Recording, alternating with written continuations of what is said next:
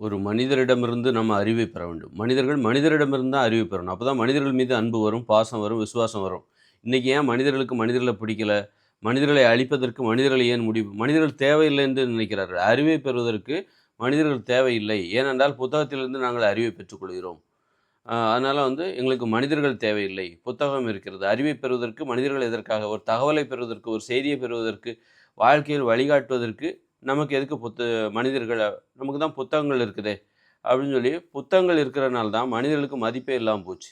நீ ஒரு புத்தகத்த படிச்சுட்டு, உன் விருப்பப்பட்டா நீ எப்போ வேணாலும் புத்தகத்த படிச்சு, உனக்கு தேவையான அறிவை நீ பெறலாம். இது செயற்கையான அறிவு. செயற்கையான அறிவுங்கிறது புத்தகத்திலிருந்து கிடைக்கக்கூடியது. ஒரு கணினி மூலமாக பெறப்படுகிற அறிவு. மனிதர்களிடமிருந்து அல்லாமல் வேற எந்த வழியில நீ பெறுகிறியோ அதெல்லாம் செயற்கையான அறிவு. அத உன் விருப்பம் போல நீ எப்போ வேணாலும் படிச்சுக்கலாம். ஆனா ஒரு மனிதர் உனக்கான அறிவை எப்போ வேணாலும் உன்கிட்ட பேசுறதுக்கு அவர் தயாரா இருப்பாரா? எப்போ வேணாலும் உனக்கான அறிவை தருவதற்கு இன்னொரு மனிதர் உனக்கு தயாரா இருப்பாரா? உன்னோட பெரியவங்க கிட்ட போயிட்டு எப்போ கேட்டாலும் அவர் உன்கிட்ட பேசுவாரா? பேச மாட்டாரு. அப்போ அவர்கிட்ட எப்போ பேசணும், எப்போ எந்த நேரத்தில பேசணும், எந்த நேரத்தில பேசக்கூடாது. இரவு நேரத்துலலாம் போனா அவர் தூங்கிட்டு இருப்பாரு. அதுக்குன்னு நேரங்காலம் இருக்குது. ஒருத்தர்ட்ட பேசுறதுக்கு நேரங்காலம் இருக்கு. காலங்காத்தால விடிய காலையில அவர் வீட்ல போய் நிக்க முடியாது.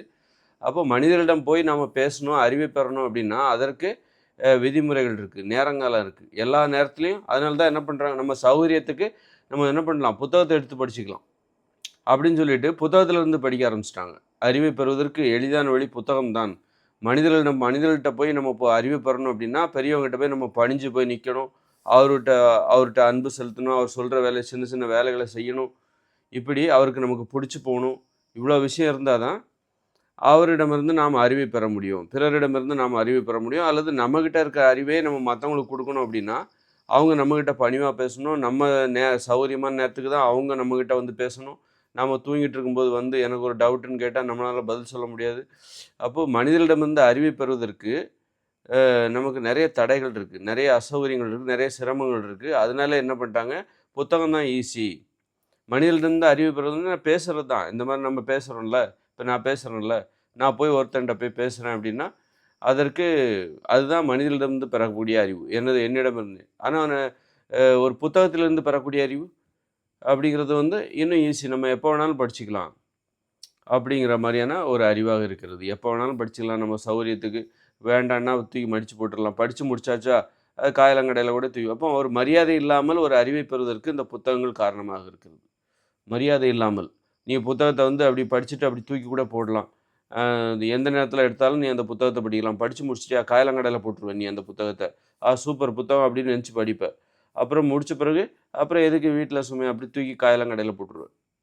அப்போ அந்த அளவுக்கு ஒரு எந்தவித நற்பண்புகள் அதனால புத்தகத்த படிக்கிறதுனால உனக்கு பண்புகள் வளராது. கருத்துக்கள் சார்ந்த அறிவு வேணா வளரலாமே தவிர, பண்பு சார்ந்த அறிவு வளராது. ஒரு நல்ல பண்பு, பணிவ கத்துக்க மாட்ட. ஒரு புத்தகத்தின் மூலமா மட்டும் அதுதான் ஒரு பள்ளிக்கூடமா இருந்தா கூட, ஏன் இந்த 5 புத்தகத்த படிக்க நான் வீட்டிலேயே உட்காந்து படிக்கலாமேன்னா, நீ பள்ளிக்கூடத்துக்கு போனா அந்த ஆசிரியர் உனக்கு கற்பிக்கிறார். ஆமா, அந்த ஆசிரியரிடம் நீ பணிவா நடந்துக்கிட்டா தான், அவர் ஆசிரியர் கற்பிக்கின்ற ஒரு பாடம் உனக்கு புரியும். அப்போ மனிதர்கள் உதவி இல்லாமல் நீ பெறுகிற அறிவு இருக்குல்ல, அது உனக்கு பணிவை தராது, பண்பை கற்றுத் தராது. அதனால மனிதர்கள் மூலம் ஒரு அறிவை கற்றுக்கொள்ள வேண்டும். ஒரு தகவலை தெரிந்து கொள்ள வேண்டும்.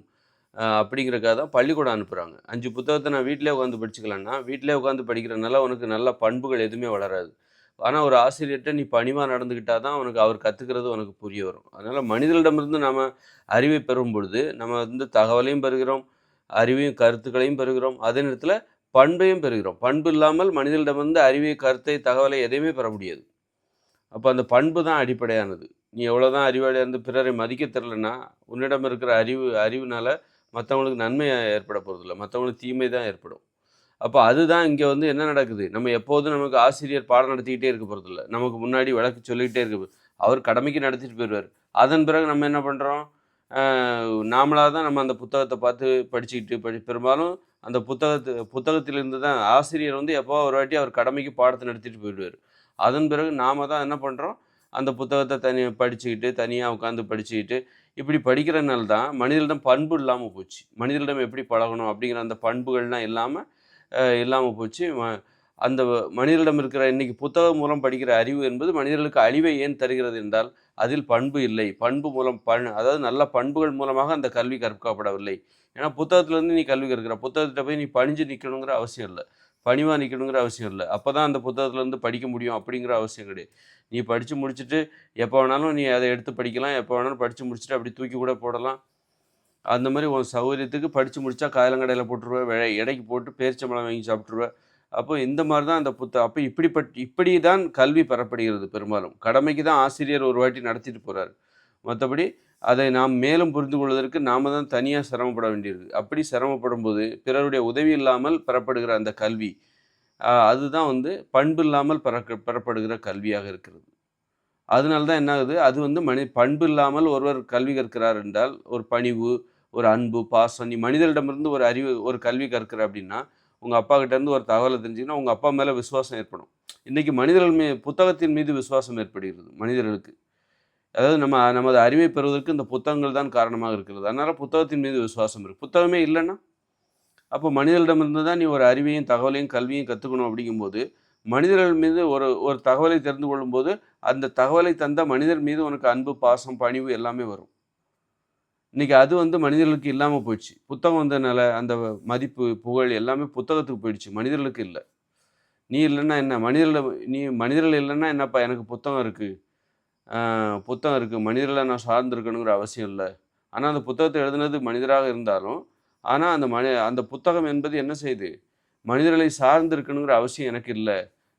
நான் ஒரு அறிவை பெறுவதற்கு உன்னெல்லாம் நான் நீ உன்கிட்ட பணிவா நடந்துக்கிட்டா தான், நீ உனக்குள்ள அறிவை எனக்கு தருவ. அப்படி நான் ஒண்ணும் கத்துக்க வேண்டிய அவசியம் இல்ல. உன்னிடம் பணிவாக இல்லாம அதாவது ஒரு புத்தகத்த எழுத்தாளர்ட்ட கூட நான் பணிவா நடந்துக்க வேண்டிய அவசியம் இல்ல. இந்த புத்தகத்த எழுதினவர் இவரு தான்ப்பா. அவர்ட்ட கூட எனக்கு பணிவு தேவையில்ல. ஆனா அவர் புத்தகத்தில் உள்ள அறிவை நான் பெற முடியும். ஒரு பணிவு இல்லாமலேயே என்னிடம் உள்ள இப்ப வந்து நான் தான் ஒரு புத்தகம் எழுதுறேன் அப்படின்னா, என்னிடம் பணிவாக நடந்து கொள்ளாமலேயே என்னுடைய புத்தகத்தை படித்து ஒரு தகவலை தெரிந்து கொள்ள முடியும். பாருங்க என்னுடைய அனுமதி இல்லாமல், என்னுடைய மதிப்பு இல்லாம, அவங்க வந்து என்னிடமிருந்தே ஒரு அறிவை பெறுகிற ஒரு நிலைமை தான் இந்த புத்தகன்றது. அதனால தான் வந்து ஒரு பண்பு இல்லாமல் பெறப்படுகிற கல்வி பிறருக்கு அழிவை தான் தரும். பிறருடைய உதவி அப்போ மனிதர்களிடம் பணிவா நடந்துக்கணும் அப்படிங்கிற அவசியம் இல்ல. கடைசியில என்ன ஆகுது அப்படின்னா, அது அழிவை தான் தரும். ஒரு பண்பு இல்லாமல் பெறப்படுகிற கல்வி, அது நமக்கும் மத்தவங்களுக்கும் அழிவை தான் தரும். அந்த வகையில புத்தகத்தின் மூலம் நாம் பெறப்படுகிற கல்வி, இந்த உலகத்திற்கு அழிவை தான் தந்து கொண்டிருக்கிறது. எப்படியெல்லாம் பாருங்க. புத்தகம் மூலமா தான் இந்த ஏவுகணை, அணுவுல இது எல்லாத்தையும் யாரு புத்தகத்தின் மூலமா தான். வெறும் வாய்மொழியா ஒரு அறிவை கடத்தி அந்த அந்த அணு உலைகளை அமைக்க முடியுமா? ஏவுகணைகள தான் செய்ய முடியுமா? துப்பாக்கிகள தான் செய்ய முடியுமா? செய்ய முடியாது. அது புத்தகத்தின் மூலம் படிச்சா தான் அந்த அறிவு கடத்தப்பட்டு இன்னைக்கு துப்பாக்கிகள், ஆயுதங்கள், அணு உலைகள் இது எல்லாத்துக்கும் இந்த புத்தகங்கள் தான் காரணம். அழிக்கணுங்கிற எண்ணம், மனிதர்களை அழிக்கணும் அப்படிங்கிற எண்ணத்தை அடிப்படையாக கொண்டு தானே அந்த அணு உலைகள், அணுகுண்டுகள்லாம் கண்டுபிடிக்கப்படுது. பண்பில்லாமல் கற்பதற்கு வாய்ப்பளிக்கிற இந்த புத்தக கல்வி மனிதர்களின் அழிவுக்கு காரணமா இருக்கு. நீ இப்போ மனிதர்களிடம் போய் ஒரு அறிவை தெரிஞ்சுக்கிட்டேன்னா, அந்த நமக்குள்ள அறிவை பெறுவதற்கு இந்த மனிதர்கள் தான் காரணமாக இருக்கிறார்கள். அப்படி இருக்கும்போது மனிதர்களை அழிக்கணுங்கிற எண்ணம் வராது. மனிதர்களை பாதுகாக்கணுங்கிற எண்ணம் தான் வரும். அதனால புத்தக கல்வி வந்து ரொம்ப உயர்வானது. புத்தக கல்வி தான் மனிதர்களுக்கு நன்மையை தரும் அப்படின்னு நீங்க நினைக்கக்கூடாது. அது நன்மை தராது. புத்தக கல்வி என்னைக்கு நீ மனிதரிடமிருந்து அறிவை பெறுகிறாயோ, அன்னைக்கு தான் மனிதர்களுக்கு முக்கியத்துவம் இருக்கும். மனிதர்களுக்கு ஒரு மதிப்பு இருக்கும். இன்னைக்கு ஏன் வயசானவங்களுக்கு நமக்கு மரியாதை இல்ல? முதியோர் இல்லத்துல சேர்த்துடுறாங்க.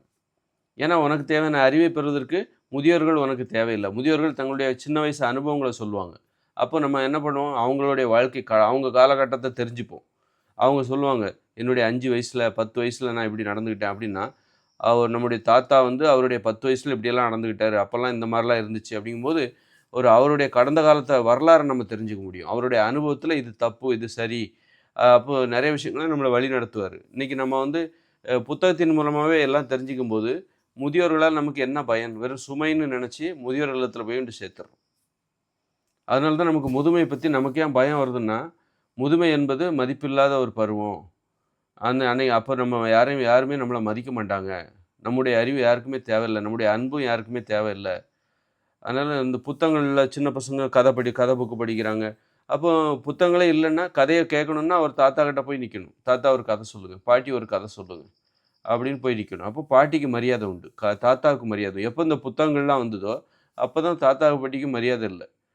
புத்தகங்கள்லாம் இல்லாத போது தான் முதியோர் இல்லங்கள்லாம் உருவாக ஆரம்பிக்குது.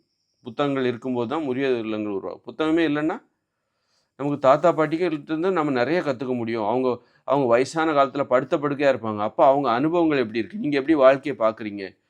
அதான்ப்பா நான் வாழ்ந்து முடிச்சுட்டேன்ப்பா. அதான் எல்லாருக்கும் இந்த செத்து போகணும்னு தான் தோணுது. சீக்கிரமா செத்து போணும். அப்போ அவங்களுடைய உணர்வு, அந்த நேரத்தில அவங்ககிட்ட நம்ம எப்படி நடந்துக்கணும்? வயசானவங்க எல்லாருக்கும் வயசாக தான் போகுது. அப்போ வயசானவங்ககிட்ட நம்ம எப்படி நடந்துக்கணும்? அப்ப அதன் மூலம் நாம ஒரு நல்ல பண்புகளை கற்றுக்கொள்ள முடியும். அவங்க முதியோரா இருக்கலாம், படுக்கையில கிடக்கலாம். அவங்களுக்கு உதவி செய்வதன் மூலமாக, அவங்களை பாதுகாத்து பராமரிப்பதன் மூலமாக, நம்ம நல்ல பண்புகளை கற்றுக்கொள்ள முடியும். அப்ப அதுக்கு நம்ம அவங்க மேல ஒரு விசுவாசம் இருக்கணும். அவங்ககிட்ட இருந்து நம்ம எதையோ கத்துக்கிறோம், எதையோ தெரிஞ்சுக்கிறோம். அவங்க அனுபவத்த தெரிஞ்சுக்கிறோம். ஒரு படுத்த படுக்கையா இருக்கும்போது அவங்க இந்த வாழ்க்கைய எப்படி பார்க்குறாங்க, அதெல்லாம் தெரிஞ்சுக்கிறோம். இப்படி அறிவை பெறுவதற்கு நம்ம மனிதர்களை சார்ந்திருக்கும்போது தான், முதுமை கூட இங்கு போற்றப்படும். நாம அறிவை பெறுவதற்கு புத்தகத்தை சார்ந்திருக்கும்போது, எல்லாத்தையும் ஒரு முதியவரின் அனுபவத்த புத்தகத்திலிருந்து நம்ம தெரிஞ்சுக்க ஆசைப்படுறோம். ஆனா வீட்டிலே ஒரு முதியவர் இருக்காரு. அவர போய் நம்ம முதியோர் இல்லத்துல கொண்டு சேர்த்துருவோம். அதனால இந்த புத்தகங்கள், இணையதளம் இது எல்லாமே இப்போ மனிதர்கள் இல்லாமல் நீ வேறு எந்த வகையிலிருந்து உனக்கான அறிவை பெறுவதாக இருந்தாலும், அது மனிதர்களுக்கு அழிவை தான் தரும். மனிதர்களுக்கு மரியாதையை தராது. அன்புங்கிறது எப்படி வரும் அப்படின்னா, உனது அப்பா உனக்கு சோறு ஊட்டினார் மட்டும் கிடையாது. அம்மா உனக்கு நல்ல கருத்துக்களை சொன்னார்கள், நல்ல கதைகளை சொன்னார்கள், நல்ல அறிவுரை, வாழ்க்கையை வழிகாட்டினார்கள். இது தவறு, இது சரி என்று சொன்னார்கள். அந்த வகையில தான் அவங்க மேல நமக்கு அன்பு, பாசம்லாம் வரும். அதனால அதை தந்த அவர்கள் மீது நமக்கு ஏற்பட்ட விசுவாசம் தான் அன்பு, பாசங்கிறது. அதனால முதியவர்கள், தாத்தா, பாட்டி அவங்ககிட்ட இருந்து நமக்கு ஒரு கதைகள், கருத்துகள், தகவல்கள், செய்திகள், அந்த காலத்துல உள்ள வாழ்க்கை முறை, இதெல்லாம் கேட்க சுவாரஸ்யமா இருக்கும். அது அவங்ககிட்ட இருந்து பெறும்போது, அது அவர்கள் மீது நமக்கு ஒரு விசுவாசம் ஏற்படுகிறது. அந்த விசுவாசம் தான் அன்பு, பாசங்கிறது. அதனால அன்னைக்கு அன்பு, பாசம் மனிதர்களிடம் ஏன் இல்லாம போச்சு அப்படின்னா, இந்த புத்தகங்கள் தான் காரணம். இந்த கணினி தான் காரணம். இந்த இணையதளம் தான் காரணம். மனிதர்கள் உதவி இல்லாமல் நாம் அறிவை பெற முடியுமோ? அதுவும் மிகப்பெரிய அறிவியல்லாம் மனிதர்கள் உதவி இல்லாம பெற முடியும். இந்த சமூக வலைதள ஊடகங்கள் மூலமாக நம்ம நெறைய கத்துக்கிறோம். அத போய் பொறுப்பா உட்காந்து பார்க்குறாங்க. சமூக வலைதள ஊடகத்த போய் பொறுப்பா உட்காந்து இந்த உலகத்துல என்ன நடக்குது? இன்னைக்கு என்ன நடந்தது தமிழ்நாட்டுல? எல்லாத்தையும் பார்க்குறான். ஆனா ஒரு மனுஷங்கிட்ட போய் யாரும் நிக்கிறதில்ல. அந்த அளவுக்கு மனிதர்கள் மதிப்பில்லாதவர்களாக போய்விட்டார்கள். இந்த மாரி வேறு வழிகள் இருக்குல்ல, அறிவை, தகவலை பெறுவதற்கு நமக்கு வேறு வழிகள் இருக்கும் பொழுது, இயந்திரங்கள் மூலம் இந்த இயந்திரங்கள், சமூக வலைதள ஊடகங்கள், புத்தகங்கள் இதெல்லாம் மனிதர்களை மதிப்பிழக்க செய்கிறது. அதனால தான் என்ன பண்றாங்க, பிற்காலத்தில முதுமையிலும் சரி, எல்லா வயசுலயுமே மனிதர்களுக்கு மதிப்பே இல்ல. அதனால தான் இன்னைக்கு உறவு முறையே இல்ல. உறவுமுறை நண்பர்கள் இல்லாம இருக்காங்க. நெறைய பேருக்கு ஒரு தனிப்பட்ட முறையில ஒரு நல்ல நம்பிக்கையுடைய நண்பர்கள் இல்ல, தோழிகள் இல்ல, அண்ணன் இல்ல. அது கூட பிறந்த அண்ணன் 3 பேர், 4 பேர் இருப்பாங்க. இருந்தாலும் அவங்ககிட்ட ஒரு தொடர்பு இல்ல. அப்பா இருப்பாரு. ஆனா அவங்ககிட்ட ஒரு தொடர்பு கிடையாது. அவர் அவர் பிள்ளைகளிடம் தினமும் பேசுவது கிடையாது. அப்பா என்ன சொல்றாருன்னு பிள்ளைகள் போய் கேட்கறது கிடையாது. அம்மா இருக்கிறாங்க. ஆனா அம்மாகிட்ட போய் யாரும் பேசுறதில்ல. "சாப்பிட்டீங்களா?" "அதான் சாப்பிட்டேம்மா." "சரி போய் படுங்கம்மா." முடிஞ்சு போச்சு. காரணம், நமக்கு தேவையான அறிவு எல்லாத்தையும், கருத்துக்கள், கதைகள் எல்லாத்தையும் நம்ம புத்தகங்கள்லேருந்து தெரிஞ்சுக்கிறோம். டிவிலேருந்து தெரிஞ்சுக்கிறோம். இந்த டிவியும், புத்தகமும், இணையதளமும் எதுவுமே இல்லாத ஒரு காலகட்டத்தில நம்ம வாழ்ந்தோம்னு வச்சுக்கோங்க. அப்போ எந்த கருத்துக்களையும் தெரியணும்னா, ஒரு பாட்டு கேட்கணும்னா மனுஷங்கிட்ட தான் போய் நிப்போம். இன்னைக்கு ஒரு பாட்ட கூட புத்தகத்திலிருந்து படிக்கலாம், பாடலாம், புத்தகத்த பார்த்து பாடலாம். நீங்க டிவிலேருந்து கேட்டு தெரிஞ்சுக்கலாம், இணையதளத்தின் மூலம் கேட்டு தெரிஞ்சுக்கலாம். ஆனா மனிதர்கள்ட்ட போய் நம்ம நிக்க மாட்டோம்.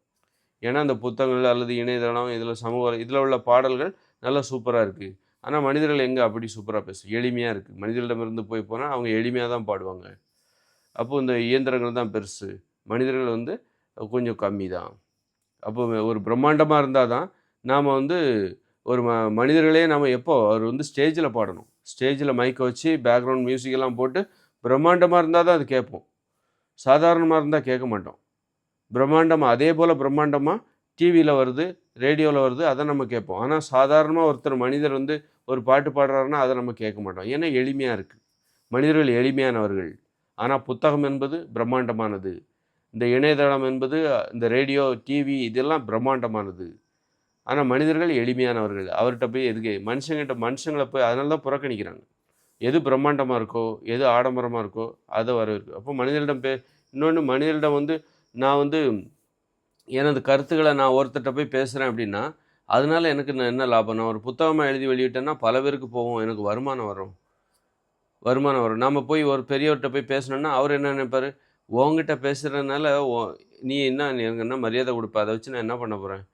இதுவே நான் உன்கிட்ட சொல்ற ஒரு விஷயத்த ஒரு புத்தகத்தில எழுதினாலோ, அல்லது சமூக வலைதள ஊடகங்கள்ல நான் பேசினாலோ எனக்கு வருமானம் வரும். எனக்கு என்னது நெறைய பேர் தெரிய வரும். ஏதாவது ஒரு வகையில எனக்கு வருமானம் வரும். அப்படின்னு நெனச்சுட்டு, இந்த புத்தகங்கள் என்ன பண்ணுது அப்படின்னா, இந்த தனி மனிதனிடம் போய் ஒருத்தர்ட்ட வந்து பேசுறத புறக்கணிக்குது. "நீ போய் இப்படியெல்லாம் எனர்ஜி வேஸ்ட் பண்ணாத. நீ பணமாக்கு.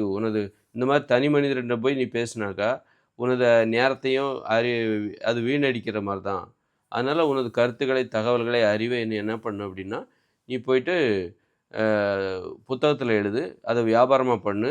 ஒரு கருத்தையே ஒருத்தர்ட்ட சொல்றதுக்கு பதிலா, ஒரு கருத்த புத்தகமா எழுதி 5000 பேருக்கு நீ விற்பனை பண்ணு." அப்போ ஒரு கதைய வந்து ஒருத்தர்ட்ட சொல்லாத. முன்னாடிலாம் வந்து தாத்தா, பாட்டி கதை சொன்னாங்கல்ல, அந்த மாரி கதை சொல்லுகிற திறனையே வியாபாரம் பண்ணு. ஒருத்தர்ட்ட சொல்லி நீ நேரத்த வேஸ்ட் பண்ணாத. ப ஒரு புத்தகமா எழுதி ஒரு 10,000 பேருக்கு வியாபாரம் பண்ணு. அப்போ உனக்கு நெறைய பணம் கிடைக்கும். இந்த மாரி சிந்தனைலாம் வந்துருது. அதனால தான் வந்து இன்னைக்கு மனிதர்களுக்கு மதிப்பு இல்லாம போகுது. மனிதர்கள்ட்ட பேசுறது நமக்கு ஒரு வேஸ்ட் அது. நமக்கு ஒரு காசு பிரயோஜனம் கிடையாது. அப்படிங்கிற அந்த சிந்தனைக்கு இந்த புத்தகங்கள் காரணமா இருக்கு. மனிதர்கள் வேஸ்ட்டு அப்படிங்கிற மாரி. மனிதர்களால ஒரு அதனால தான் என்ன ஆகுது, இன்னைக்கு மனிதர்களுக்கு நண்பர்கள் இல்ல. நெறைய நெறைய பேருக்கு வந்து கணவன் இல்ல, மனைவி இல்ல. இந்த மாரி தனிமையில வாழ்ந்துட்டு இருக்காங்க. உறவுகள் எல்லாம் இருந்தும் இல்லாத மாரி தான் இருக்கு. தொடர்பு இல்ல. எனக்கு அம்மா இருக்கு, அப்பா இருக்கு. நான் பேசுறதெல்லாம் கிடையாது. "எப்பா சாப்பிட்டீங்களா என்ன?" மனைவி இருக்காங்க. ஒரு கட்டத்துக்கு அப்புறம் நாங்க வந்து பேசுறதே குறைச்சிட்டோம். அண்ணன் இருக்காங்க. எனக்கு 3, 4 அண்ணன் இருக்காங்க. நான் பேசுறது கிடையாதுங்க. தம்பி இருக்கான். அவன் கண்டுக்கவே மாட்டான். இந்த மாரி காரணம் என்னன்னா, உனக்கு தேவையான அறிவு, தகவல்கள் எல்லாத்தையும் இது புத்தகங்கள் மூலம் பெற்றுக்கொள்ளலாம். ரேடியோ மூலமாக, டிவி மூலமாக, இணையதளம் மூலமா பெற்றுக்கொள்ளலாம். எதுக்கு மனிதர்களை சார்ந்திருக்க வேண்டும்? அப்படிங்கிற அது. அப்போ மனிதர்கள்ட்ட போய் அவங்க கருத்துக்கள் பார்த்தா பிரம்மாண்டமா இருக்காது. ஆனா ஒரு YouTubeலேருந்து நான் ஒரு விஷயத்த தெரிஞ்சுக்கிறேன். சமூக வலைதள ஊடகங்கள்லேருந்து ஒரு விஷயத்த தெரிஞ்சுக்கிறேன்னா, அது நெறைய படங்களெல்லாம் காட்டுவாங்க. பேக்ரவுண்ட்ல மியூசிக் எல்லாம் போடுவாங்க. எடிட் பண்ணி சூப்பரா காட்டுவாங்க. ஆனா ஒரு மனிதரிடம் பேசும்போது பேக்ரவுண்ட்ல மியூசிக் கேட்காது. உதாரணத்துக்கு எதுவும் வீடியோ எதுவும் போட மாட்டாங்க. இப்படி மனிதர்கள் எளிமையானவர்கள். ஈர்ப்பு குறைந்தவர்கள். அதனால வேஸ்ட்டு. ஒரு விஷயத்த நான் புத்தகத்துலருந்து தெரிஞ்சுக்கிறேன். அல்லது வந்து டிவிலேருந்து தெரிஞ்சுக்கிறேன். சமூக வலைதள ஊடகங்கள்ல இணையதளத்துலருந்து தெரிஞ்சுக்கிறேன் அப்படின்னா, அது பிரம்மாண்டமா இருக்கும். இந்த மாரி மனிதர்கள் எளிமையானவர்கள். அதனால எளிமையானவங்கள புறக்கணிக்கிறேன். எளிமையானவங்கன்னா அவங்க ஒண்ணுமே கிடையாதுன்னு நெனைக்கிற ஒரு ஒரு மனப்பான்மை. இதுதான் வந்து புத்தகம் வந்து புத்தகத்தினால என்ன நன்மை அப்படின்னா, அது மனிதர்களின் மரியாதைக்கு கேடு.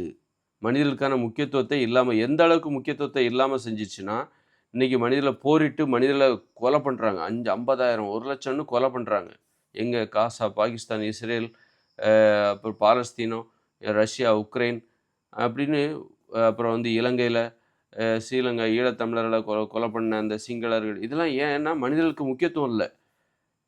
இந்த சிந்தனை தான். மனிதர்கள் இந்த புத்தகம் ஏற்படுத்திய சிந்தனை தான். புத்தகம் மனிதர்களுக்குள் ஒரு கருத்தை மனிதர்களைப் பற்றிய ஒரு கருத்தை ஏற்படுத்தி மனிதர்கள் முக்கியத்துவம் இல்லாதவர்கள். ஆ மனிதர்களை சார்ந்து இருக்கணுங்கிற அவசியம் இல்ல. மனிதர்கள் ஒண்ணும் அவசியம் கிடையாது. மனிதர்கள் மதிப்பில்லாதவர்கள். புத்தகங்கள் தான் உயர்ந்தது. அறிவே தகவலை பெறுவதற்கு புத்தகங்கள், இணையதளம், ரேடியோ, வீடியோ இதுதான் டிவி இதெல்லாம் தான் உயர்ந்தது. அப்படிங்கிற கருத்தை ஏற்படுத்தினனால தான், நாம வந்து கொலை பண்றத விட இன்னைக்கு போரிட்டு மனிதர்கள் சாகடிப்பதற்கு அது ஒரு காரணமா இருக்கு. மனிதர்கள் மீது அன்பே இல்ல. முழுக்க முழுக்க வேற வழியே இல்லப்பா. இங்க புத்தகம் இல்ல, டிவி இல்ல, மின்சாரம் இல்ல, எதுவுமே இல்ல. எ ஒரு தகவலை, அறிவை தெரிந்து கொள்வதற்கு நம்ம மனிதர்களை தான் சார்ந்திருக்கணும். இப்போ வந்து அப்படிங்கும்போது தான் மனிதர்களுக்கு மதிப்பு கிடைக்கும். இப்போ வந்து பார்த்தீங்கன்னா, ஒரு புயல் வருது சென்னையில. ஒரு வாரத்துக்கு அங்க கரண்ட் கட்டு. இப்போ ஒரு மொபைல் ஃபோன சார்ஜ் போட முடியாது. அப்படிங்கிற நிலைமையில பெரிய புயல் வருது. ஒரு வாரத்துக்கு கரண்ட் கட் அப்படிங்கும்போது, நீ வந்து நாட்ல என்ன நடக்குங்கிறதே தெரிஞ்சுக்க முடியாது. பேப்பர் கூட வராது. அப்போ பாருங்க மக்கள் பொழுதுபோக்குற மனுஷன் பேச ஆரம்பிச்சுருவாங்க. பழக ஆரம்பிச்சுருவாங்க.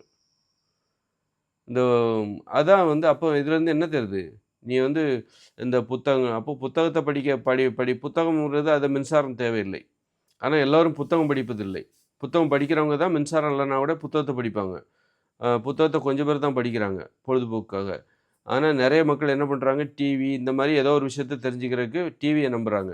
டிவி பார்க்க முடியாத, ஒரு மின்சாரம் இல்லாத ஒரு காலகட்டம். பேரிடர் அ பேரிடர் நடக்கிற ஒரு புயல் காலகட்டம். அப்போ ஒரு வாரத்துக்கு கரண்ட் இல்ல அப்டின்னா, அப்ப புத்தகம் படிக்காதவங்க என்ன பண்றாங்க, இப்போ ஒரு பொழுதுபோக்காக மனிதரிடம் போய் பழகுறாங்க. அப்போ பாசம் வருது, அன்பு வருது. அப்போ இந்த அன்பு மனிதரிடமிருந்து அன்பு, பாசம் ஏற்படுவதற்கு இந்த மின்சாரம், புத்தகம், இயந்திரங்கள் இதெல்லாம் தடையா இருக்கு. அப்போ இதெல்லாம் இல்லாமல் போனால் தான் மனிதர்கள் மதிக்கப்படுவார்கள், மனிதர்கள் அன்பு செலுத்தப்படுவார்கள், மனிதர்கள் போற்றப்படுவார்கள். அப்போ தான் பண்பு என்பது மனிதர்களுக்கு ஏற்படும். மனிதர்களை அழிக்கணுங்கிற எண்ணம் ஏற்படாது. ஒருத்தர்கிட்ட பண்பு இல்லைன்னா என்ன ஆகும் அப்படின்னா, அழிக்கணுங்கிற எண்ணம் தான் இருக்கும். அவங்க தான் பண்பு இல்ல. பண்பு உடையவர்கள் என்ன பண்ணுவாங்க, மத்தவங்கள்ட்ட உள்ள மரியாதைய பாதுகாப்பாங்க. மனிதர்களை பாதுகாக்கணும். பண்பு இல்லப்பா, அவன் வந்து அவன்ட்ட கொஞ்சம் கூட நல்ல ஒரு குணமே இல்ல, பண்பே இல்ல. கெட்ட பண்பு உடையவன் அப்படின்னா என்ன அர்த்தம்? அவன் அழிக்கணும்னு நினைக்கக்கூடியவங்க. அவங்கள தான் நம்ம அப்படி சொல்லுவோம். நல்ல பண்பு உள்ளவங்க, அவங்கள நம்பலாம்ப்பா. அவங்க நமக்கு கெடுதல் நினைக்க மாட்டாங்க. மத்தவங்க நல்லா இருக்கணும்னு தான் அவங்க நினைப்பாங்க. அதான் நல்ல பண்புங்கிறது. அப்ப நல்ல பண்பு என்பது எப்ப கிடைக்கும்னா, புத்தகங்கள் இல்லாத காலகட்டம், மின்சாரம் இல்லாத காலகட்டம், சமூக வலைதள ஊடகங்கள், இணையதளம் இல்லாத ஒரு வாழ்க்கை முறை. அந்த வாழ்க்கை முறையில ஒரு தகவல மனுஷங்கிட்ட பெறும்போது தான் நல்ல பண்பு பெற முடியும். மனிதர்கள் மீது அன்பு ஏற்படும். தகவலை பெற்ற அந்த விசுவாசம், கருத்துக்களையும், நல்ல செய்திகளையும் தெரிஞ்சுக்கிட்ட அந்த விசுவாசம், கடந்த காலத்தை பத்தி தெரிஞ்சுக்கிட்ட அந்த விசுவாசம், அது மனிதர்கள் மூலமா தான் நமக்கு கிடைச்சது. அப்போ அதனால மனிதர்கள் மீது நமக்கு ஒரு அன்பு, பாசம் என்பது ஏற்படும். நல்ல பண்புகளும் ஏற்படும். அப்பதான் மனிதர்கள் மனிதர்களை நம்புவார்கள். அப்போ அதற்கு எது தடையா இருக்கு? புத்தகங்கள் தான் தடையா இருக்கு. அதனால புத்தகம் இன்னும் போற்றி புகழ்ற அளவுக்கு பெரிய உயர்ந்த, உன்னதமான ஒரு பெரிய கண்டுபிடிப்பு ஒண்ணும் கிடையாது.